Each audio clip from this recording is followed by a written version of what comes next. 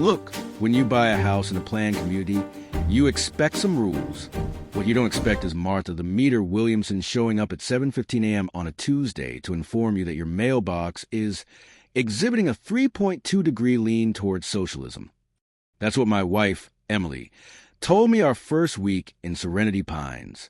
I was still unpacking boxes from 20 years of Marine Corps service, dreaming of retirement spent fishing and maybe growing tomatoes, when Emily handed me the notice.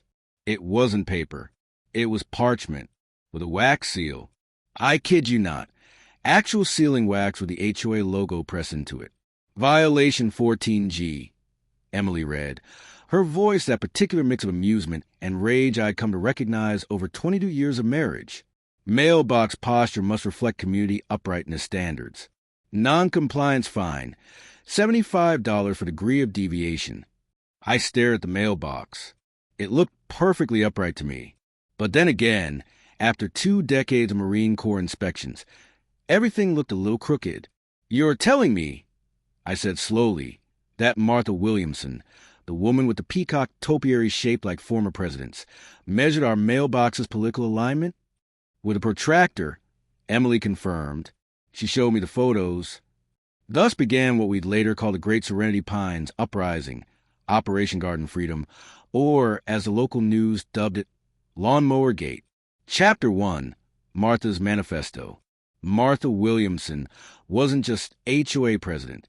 She was Serenity Pines' self-appointed sovereign, a woman who believed neighborhood aesthetics were next to godliness, and that her godliness was above everyone else's. 58 years old, with a rigid posture of Victorian governess and a fashion sense of a Nancy Reagan impersonator, Martha governed from her White House, a McMansion painted exactly one shade whiter than the HOA-approved Cloud Whisper White. Her rule book, the Serenity Standards, was thicker than the Marine Corps manual and twice as unreasonable. Where the Marines had regulations about uniform appearance, Martha had regulations about uniform grass blades. Take Chapter 7, Subsection D, Lawn Maintenance and Moral Fiber. Grass shall be maintained at a height of no less than 1.5 inches and no more than 2.25 inches, except during drought conditions. See Appendix Q for drought determination flowchart. Blades must be cut at a consistent angle, with preference given to diagonal patterns that inspire upward momentum. Grass clippings must be removed within 2 hours to prevent declarations of slovenliness. I read this aloud to Emily over coffee. Diagonal patterns that inspire upward momentum? What does that even mean? It means she's insane, Emily said, stirring her coffee. But she's insane with a gavel and the ability to fine us $200 for inspirational deficiency. Our neighbor, Carl, retired engineer, conspiracy theorist, leaned over the fence. You know why, don't you? Enlighten us, Carl. Martha's husband, Richard, owns Precision Cut Lawn Services. They charge double what anyone else does, but if you don't use them, suddenly your grass is inspirationally deficient. It was the oldest racket in the book. Create a problem, sell the solution. But Martha's tyranny wasn't just financial. It was psychological. She'd instituted a neighborhood shame scroll, an actual scroll she commissioned from a calligrapher, that listed weekly violations in Old English script. For $50, you could have your name removed before the Sunday community walk. For $100, Martha would personally rehabilitate your property's reputation. It's extortion with floral arrangements. I told Emily. Marine, she said, using the nickname she called me since our first date. What are you going to do about it? 20 years of service had taught me something about dealing with bullies. They only understand 2 things: overwhelming force and meticulous documentation. I started with the documentation. Chapter 2, The Garden Variety Conspiracy. The first battle came over tomatoes. Emily had planted 3 tomato plants in our backyard, not in the front yard where they might offend sensibilities, not in some visible display of agricultural rebellion. 3 simple plants against the back fence. Martha's violation notice arrived via courier. I'm not joking. An actual kid on a bicycle with a satchel. Violation 22B, unauthorized vegetable manifestation. Fruit/vegetables may only be grown in HOA-approved raised beds. See specifications pamphlet 7C for approved dimensions. Using HOA approved soil, available through Serenity Soil Solutions, a subsidiary of Williamson Properties. Fine, $150 per plant, plus mandatory aesthetic consultation. I called Carl. She's finding us for tomatoes. Did you use the approved soil? Is there actually approved soil? Carl sighed. Martha's brother-in-law owns a landscaping supply company. The approved soil is just regular potting mix with a 400% markup. That afternoon, I attended my first HOA meeting. It was held in Martha's living room, which looked less like a home and more like a museum exhibit titled Beige, a Lifestyle. 20 of us sat on white slip-covered furniture, afraid to move. Martha presided from a wing-back chair on a raised platform. I'm not making this up, a platform. The tomato situation, she began, adjusting her reading glasses, reflects a deeper issue of nonconformity. Vegetables, while nutritionally valuable, project an image of need, of scarcity. Serenity Pines is about abundance, about curated natural beauty, not, she shuddered, agriculture. An elderly man named Harold raised a trembling hand. But Martha, my wife and I, we've always grown tomatoes. Harold, Martha cut him off. Your tomatoes last year were visibly asymmetrical. They broadcast disorder. The meeting continued like a Soviet-era show trial. Mrs. Henderson was cited for excessive bird feeder enthusiasm.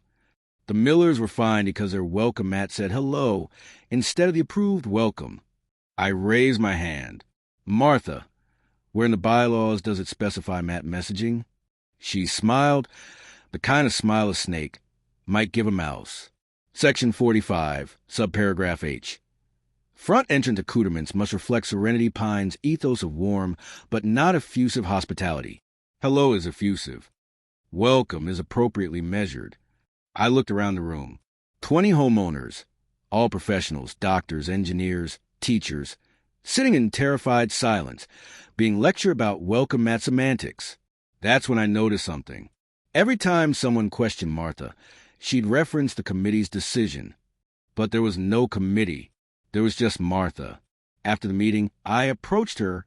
Martha, I'd like to see the minutes from a committee meeting where these decisions were made. Her smile tightened. The committee's deliberations are confidential, to protect the integrity of the process. Which committee member should I talk to? The committee, she said, turning away, prefers to remain anonymous for their protection. That night, I started digging. Marine Corps intelligence training isn't just for combat zones. Sometimes it's for suburban battlefields. Chapter 3, The Paper Trail to Madness. My first discovery. Serenity Pines Homeowners Association was incorporated in 1985. The original covenants were reasonable. No junkyards. Keep your property tidy. That sort of thing. But over the years, Martha had added amendments. Hundreds of them. The amendment process, according to the bylaws, required a 2/3 majority vote of homeowners. I requested voting records from the past 15 years. Martha's response: voting records are part of the committee's confidential deliberations. I filed a formal request with the county. As a registered corporation, HOAs are required to maintain certain records. Martha fought me for 3 months, but eventually, the county compelled her to produce the documents. What I found was breathtaking. Of the 237 amendments added to the Serenity standards over 15 years, only 12 had actually been voted on. The rest? Martha had added them unilaterally, claiming emergency aesthetic authority. The approved vendor lists were even more revealing. Every single approved vendor, from lawn services to painters to roofers, was connected to Martha's family. Her husband, her brother-in-law, her cousin, her nephew. It was a perfect little feudal economy. Martha created the rules. Her family sold compliance. But the real gold mine came from Carl, who'd been conducting his own investigation. You know how she always references property value studies to justify her rules? Carl asked one evening over beers in my garage. Yeah. Studies show that non-diagonal lawn patterns decrease property values by 3.7%. Carl pulled out his tablet. I tracked down those studies. They don't exist. But guess what does exist? Martha's real estate license and her side business selling houses in Serenity Pines. He showed me the data. Over the past decade, Martha had personally handled 80% of home sales in the neighborhood. Every time someone moved out, usually after battling with her over violations, Martha was the listing agent. And every time, she'd buy the house herself through an LLC, make approved renovations, and flip it for 20 to 30% more. She's not protecting property values. I realized she's manufacturing turnover to make money on commissions and flips. Emily looked at Carl's spreadsheet. She's running the neighborhood like a company town. We're not homeowners. We're tenants in Marthaville. Chapter 4, Operation Lawn Freedom. We needed proof. More than spreadsheets.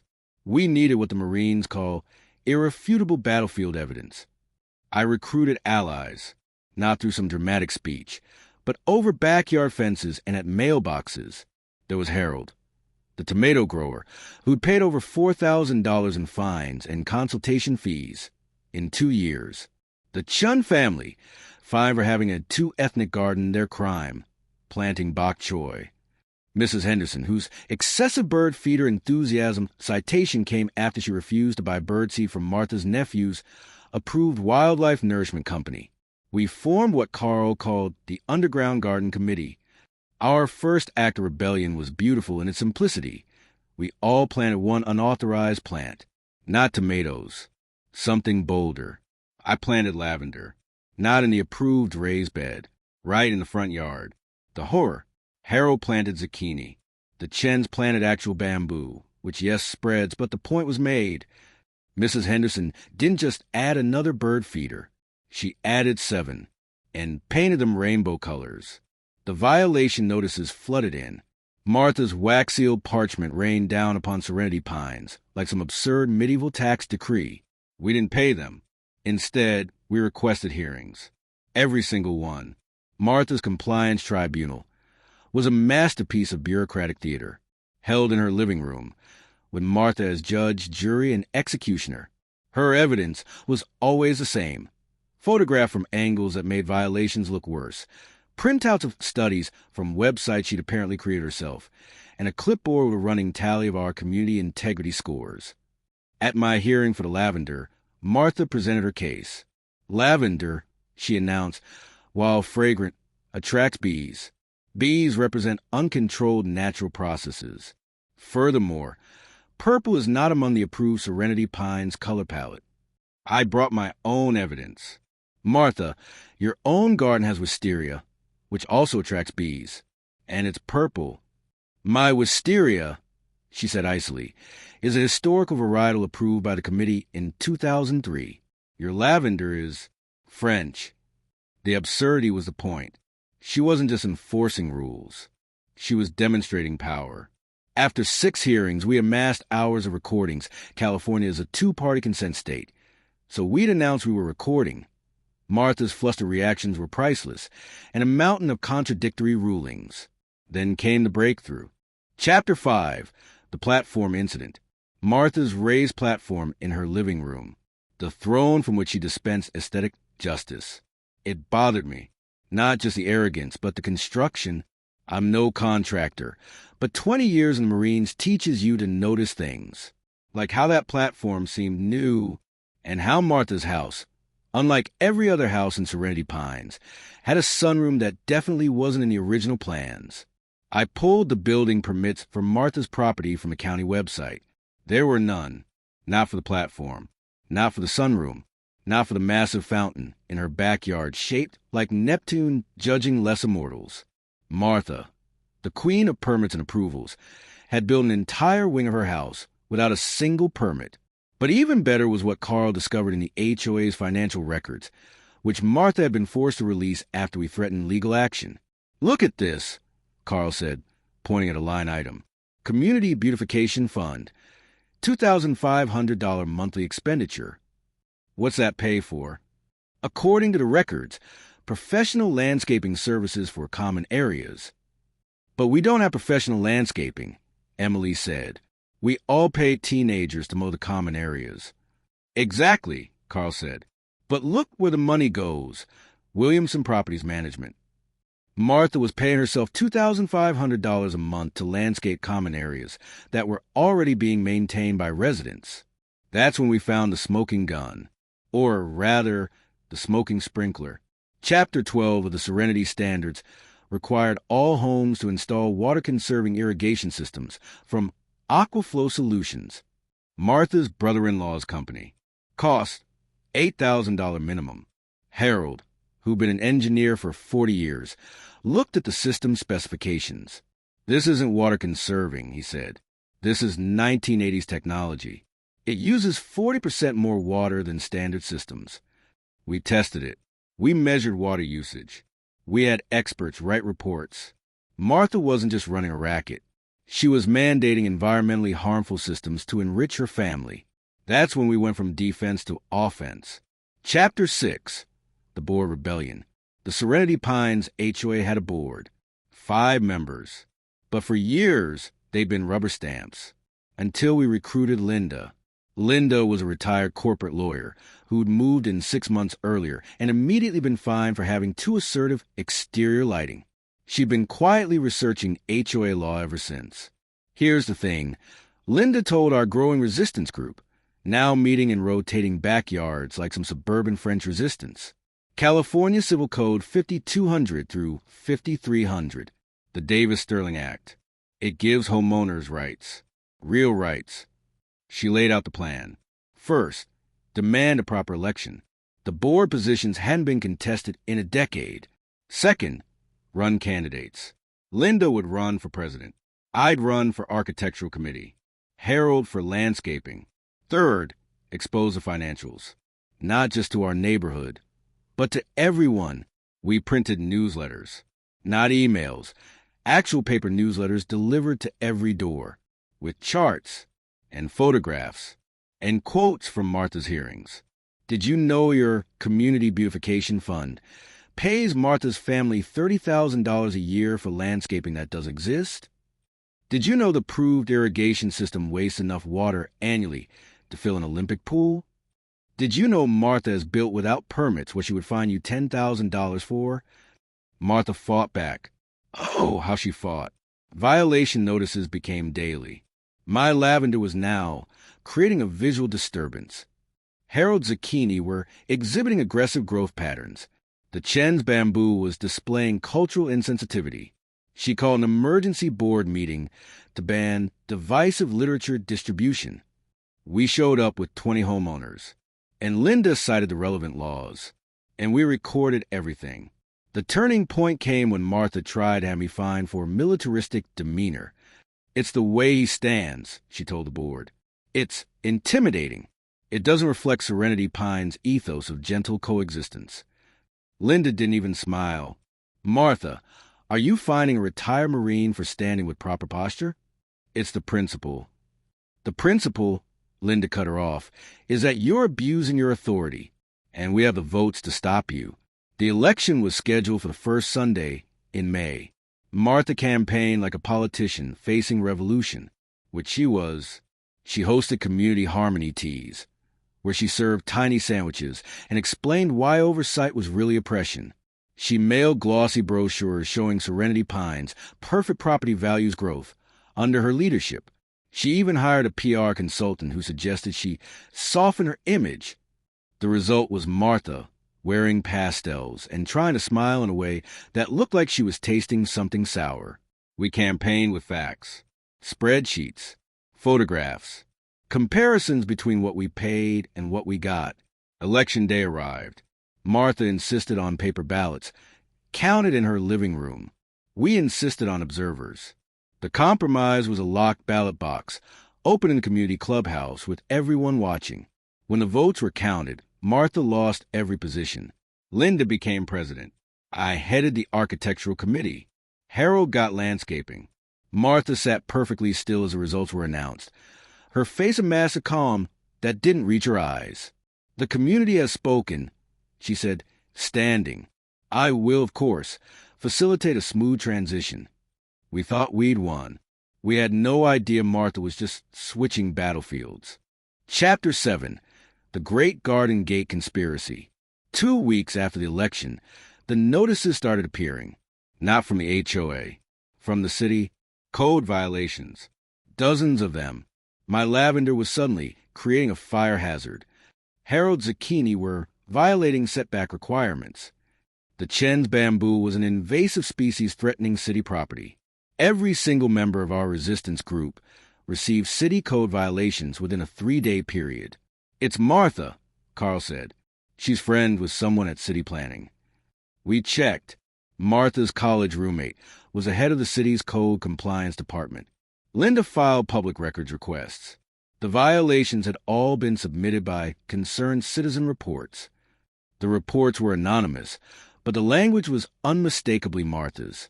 The lavender exhibits flammable exuberance. We fought each violation, took photographs, hired independent inspectors, went to city hearings. It was costing us thousands, which was, of course, the point. Then came the masterpiece. A city inspector showed up at my door. We've received reports of an unpermitted structure. He walked into my backyard, pointed at my tool shed, the tool shed that had been there when we bought the house, the tool shed mentioned in the property disclosures. Needs a permit, he said, for a shed. Any structure over 120 square feet requires a permit. This is 121. I measured 120.5. The half-inch was apparently critical. The permit process required architectural drawings, soil tests, and a $1,200 fee. That's when I had my Marine Corps moment. You know what they teach you about entrenched enemies? Don't fight them where they're strong. Force them to fight where they're weak. Martha's weakness was her own property. I hired a surveyor. Not just any surveyor. The most meticulous, detail-obsessed surveyor in 3 counties. We're looking for anything. I told him. Anything not permitted. Anything not to code. He found everything. The sunroom? 200 square feet over the maximum allowable without a variance, which Martha had never obtained. The platform in her living room? Changed the home's occupancy classification. Required permits she didn't have. The Neptune fountain? Violated water conservation ordinances. The peacock topiaries? Actually violated city code about structures resembling living creatures in residential zones. A law meant to prevent giant dinosaur statues, but still, we compiled the evidence.